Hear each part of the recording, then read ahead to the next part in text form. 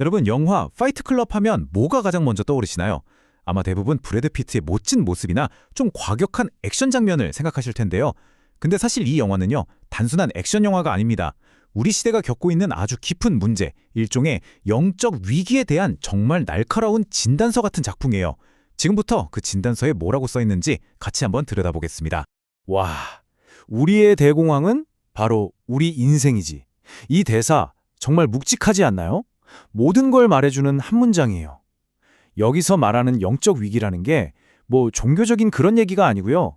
먹고 살기는 훨씬 편해졌는데 이상하게 마음 한구석은 텅 빈 것 같은 느낌? 삶의 진짜 목적이나 의미를 잃어버린 채 공허함을 느끼는 상태, 바로 이걸 꼬집는 겁니다.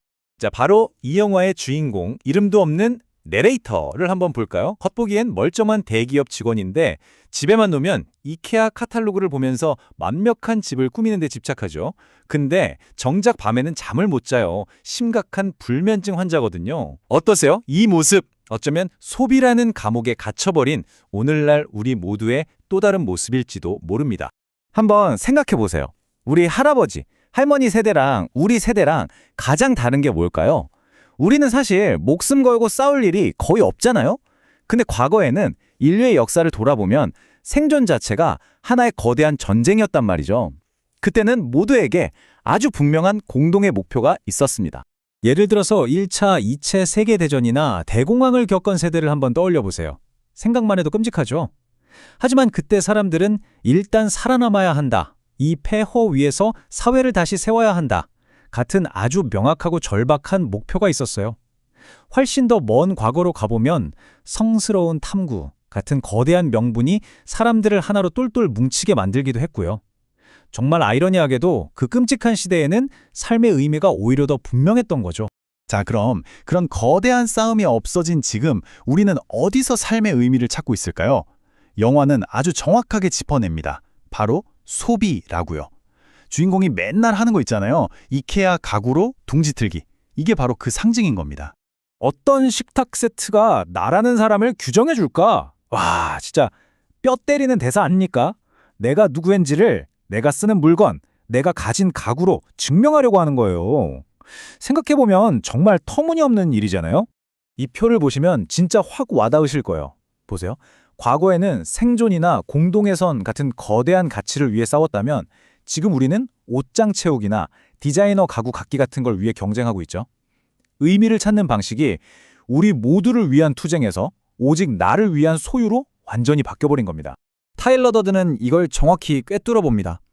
우리가 물건을 사잖아요. 그럼 그 순간부터 우리는 그 물건을 지키고 또 더 좋은 물건을 사기 위해서 하기 싫은 일도 꾹 참고 해야만 해요. 결국 내가 물건의 주인이 아니라 물건이 내 주인이 되어버리는 거죠. 내 삶의 족쇄가 되는 겁니다. 에이, 이거 너무 90년대 영화 얘기 아니냐고요? 천만에요. 이건 바로 지금 우리 현실입니다. 이 자료 좀 보세요. 요즘 젊은 세대에게 가장 중요한 목표가 뭐냐고 물어보면 유명해지는 것, 부자 되는 것이 최상위권을 차지합니다. 과거에 사람들이 목숨 걸고 추구했던 그 성스러운 무언가가 이제는 돈과 명예로 대체되어 버린 셈이죠. 자, 근데 여기서 진짜 소름 돋는 게 뭔지 아세요? 이 모든 상황을 무려 100년도 더 전에 이미 정확하게 예언한 철학자가 있다는 겁니다. 네, 맞습니다. 바로 그 유명한 프리드리히 니체입니다. 니체는 마지막 인간이라는 개념을 이야기했는데요. 이게 뭐냐면 더 이상 위대한 꿈이나 목표 없이 그냥 하루하루 편안하고 안전하게만 살고 싶어하는 사람들을 말해요. 위험은 피하고 소소한 행복에 만족하면서요. 근데 그러다 보니까 결국 삶이 너무 지루하고 공허하게 느껴지는 거죠. 어떠세요, 여러분? 딱 파이트 클럽의 주인공 얘기 같지 않나요? 완벽한 가구로 집을 채우고 안락하게 살지만 속은 텅 비어서 불면증에 시달리는 바로 그 모습 말이에요. 니체가 100년 전에 이미 이 시대의 병을 진단하고 그 환자의 모습을 그려놓은 거나 마찬가지예요. 자, 그럼 이 마지막 인간이라는 병에 대한 처방전은 뭘까요? 드디어 등장합니다. 바로 타일러 더든이죠. 이 타일러 더든이 니체가 말한 해결책 그 자체라고 볼 수 있습니다. 니체는 마지막 인간을 극복한 존재로 위버맨시, 우리에게는 초인으로 알려진 개념을 제시합니다. 이건 뭐 하늘을 나는 슈퍼맨이 아니고요. 사회가 정해진 규칙이나 가치관을 그냥 따라가는 게 아니라 아니, 내 인생의 가치는 내가 정하겠어 라고 외치면서 자기만의 길을 만들어가는 사람을 뜻합니다. 그래서 타일러 더든이 내놓은 처방전은 아주 간단하고 또 아주 과격합니다. 첫째, 그놈의 가구들, 옷들 다 버려라. 물질주의에서 벗어나라는 거죠. 둘째, 회사가, 광고가 당신에게 주입하는 생각들 다 무시해라. 셋째, 일부러라도 좀 맞아보고 아파봐라. 그래야 내가 살아있다는 걸 느끼니까. 그리고 마지막으로 모든 걸 다 잃어버려라. 좀 극단적이죠? 하지만 핵심은 이거예요. 낡은 걸 완전히 부숴야 새로운 걸 만들 수 있다는 거. 바로 파괴를 통한 창조입니다. 결국 타일러가 하고 싶은 말은 이겁니다. 모든 걸 잃어봐야 진정한 자유를 얻을 수 있어. 내가 가진 직장, 집, 돈 이런 것들이 나를 지켜주는 것 같지만 사실은 나를 올가매는 족쇄라는 거죠. 그걸 다 버렸을 때 비로소 뭐든지 할 수 있는 완전한 자유가 찾아온다는 겁니다. 영화에 나오는 편의점 알바생 레이몬드 K 햇을 기억나세요? 타일러가 갑자기 총을 겨누고 죽이겠다고 협박하잖아요. 왜 그랬을까요? 매일 무기력하게 살던 레이몬드에게 살아야 한다는 아주 본능적이고 강력한 목표를 강제로 만들어준 거예요. 그 순간 레이몬드는 더 이상 상황에 끌려다니는 희생자가 아니라 자기 목숨을 걸고 꿈을 향해 달려가야 하는 자기 인생의 주인공이 된 거죠. 자, 지금까지 영화 파이트 클럽에 담긴 철학을 쭉 살펴봤는데요.